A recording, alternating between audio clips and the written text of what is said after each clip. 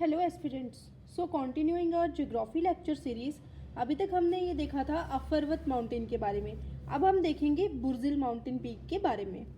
बुर्जिल mountain divides Kashmir and Ladakh region where Burzil pass is situated.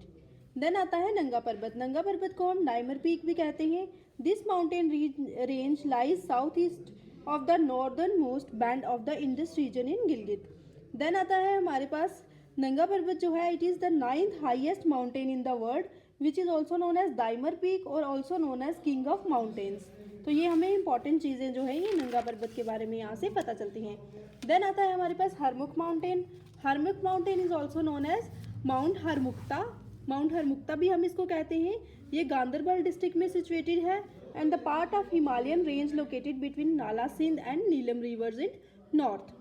फिर आता है Gangabal lake. Gangabal lake is located at its foot hills. It is considered as one of the sacred mountain by Hindus as the abode of Lord Shiva. तो Harmukh mountain जो है इसको sacred माना जाता है हिंदूज के द्वारा। फिर आता है नानकान पीक। नानकान पीक में नान पीक जो है ये टॉलेस्ट पीक है जम्मू एंड कश्मीर की, और जो कान पीक है ये लाई करती है लद्दाख वाली साइड। और यहाँ पे pinnacle peak, Kun peak and Nun peak जो है ये एक साथ लाई करती हैं। देन आता है हमारे पास Tosa Maidan and Kazinag. Tosa Maidan is a mountain range and अ मीडो। ठीक है, दोनों हैं ये। दे लाई इन Pir Panjal inner Himalayan reason. उसके बाद इंपॉर्टेंट पासिस जो हैं इस माउंटेन रेंज के इसमें आ जाते हैं बसमाई गली और पुंछ गली। देन आते हैं वोल्केनिक माउंटेन्स। वोल्केनिक माउंटेन्स में हमारे आते हैं दो माउंटेन्स। पहला आता है सोयमजी एंड देन आता है खारेवा। सोयमजी lies in the northern Machipura Handwara which was once erupted for 13 months in 1934। जो 1934 में इरप्ट हुआ था 13 महीनों के लिए, और अभी ये डोरमेंट वोल्केनो पीक है, वोल्केनिक पीक है बट ये डोरमेंट है। खारेवा की अगर हम बात करते हैं तो ये भी हमारा पहलगाम तहसील में पड़ता है।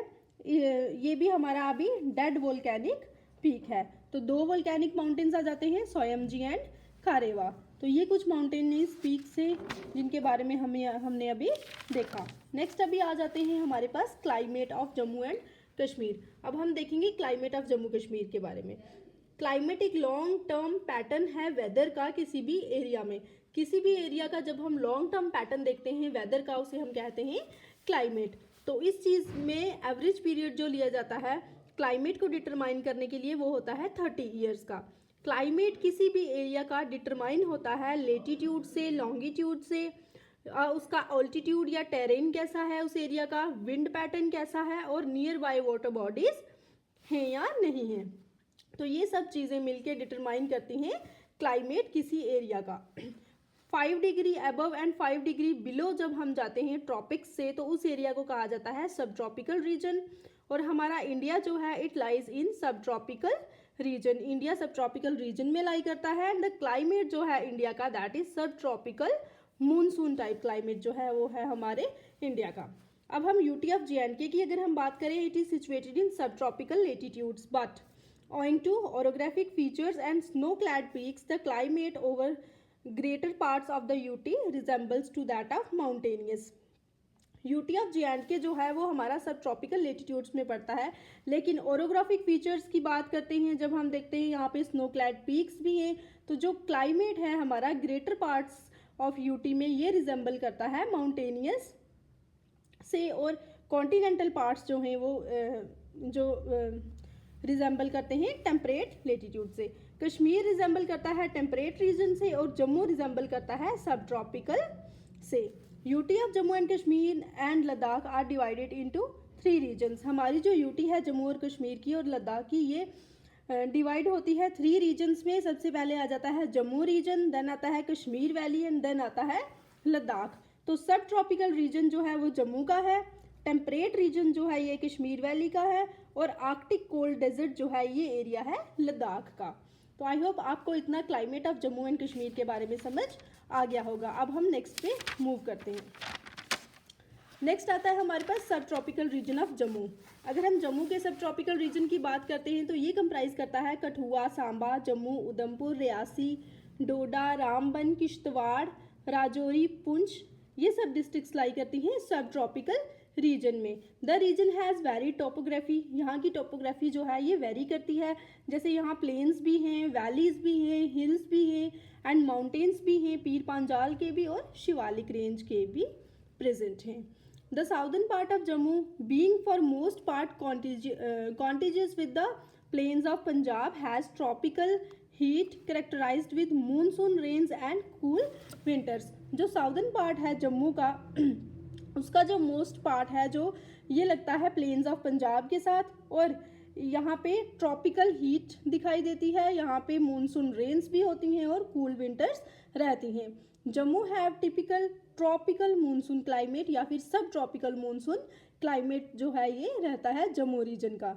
जम्मू में 3 सीजन्स होते हैं। First one is cold winters, second is hot summers and third is rainy season. Cold winter रहता है November to Feb, hot summers रहते हैं March to June and rainy season रहता है जून टू अक्टूबर। अब हम कोल्ड विंटर सीजन के बारे में देखते हैं। During the month of November a high pressure belt extends over the Ganga Sutlej plains and from high pressure wind starts blowing towards low pressure away from Jammu and temperature starts decreasing in Jammu leads to the onset of winters। winters कैसे आते हैं? जैसे ही क्या होता है नवंबर के month में एक हाई प्रेशर बेल्ट जो है ये आ जाती है और यहाँ से हाई प्रेशर से विंड्स जो होती हैं ये लो प्रेशर की तरफ मूव करना स्टार्ट कर देती हैं, और जैसे ही अवे फ्रॉम जम्मू मूव करती हैं तो टेम्परेचर जो है ये डिक्रीज होना शुरू हो जाता है, जिसकी वजह से ऑनसेट होता है विंटर्स का। जनवरी जो रहता है ये कोल्डेस्ट मंथ रहता है जम्मू में, तो जम्मू रीजन में कोल्डेस्ट मंथ कौन सा रहता है? जनवरी रहता है। Average temperature 13 degree Celsius and relative humidity जो है ये 68% रहती है। अकरेंस ऑफ मिस्ट फॉग, आपको पता ही है धुंध एंड कोहरा जिसको हम कहते हैं। इंटेंस फ्रॉस्ट जो होती है ये इफेक्ट करती है क्रॉप्स को। रेनफॉल जो है विंटर्स में जम्मू रीजन में ये वेस्टर्न डिस्टर्बेंसेस की वजह से होती है। This rainfall is beneficial to rabi crops, but ये रबी क्रॉप्स के लिए क्या है? बेनिफिशियल रहती है। टोटल रेनफॉल जो होती है ये रहती है 13 सेंटीमीटर इन विंटर्स। अब हम नेक्स्ट देखते हैं। नेक्स्ट हमारे पास आ जाते हैं hot summer season. Hot summer season जो है ये मार्च से जून तक जाता है। March record an abrupt rise in temperature with mean monthly temperature at Jammu reaching 18 degree Celsius जाता है।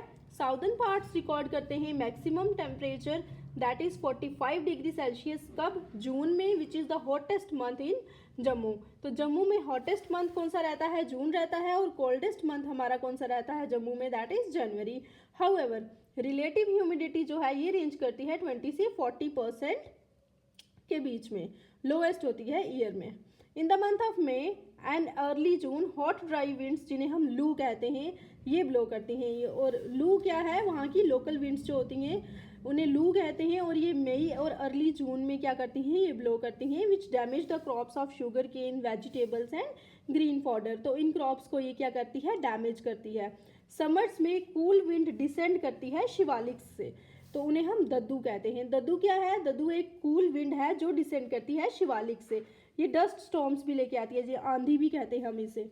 टोटल रेनफॉल जो है that is 11 centimetre in summers. तो समर्स में टोटल रेनफॉल जो रहती है 11 सेंटीमीटर तक रहती है हॉट समर सीजन में। तो ये था हमारा आज का लेक्चर ज्योग्राफी का। प्लीज़ लाइक करें, शेयर करें, कमेंट करें। अगर आपको ये बेनिफिशियल लग रहा है तो प्लीज़ सपोर्ट करें। Thank you so much.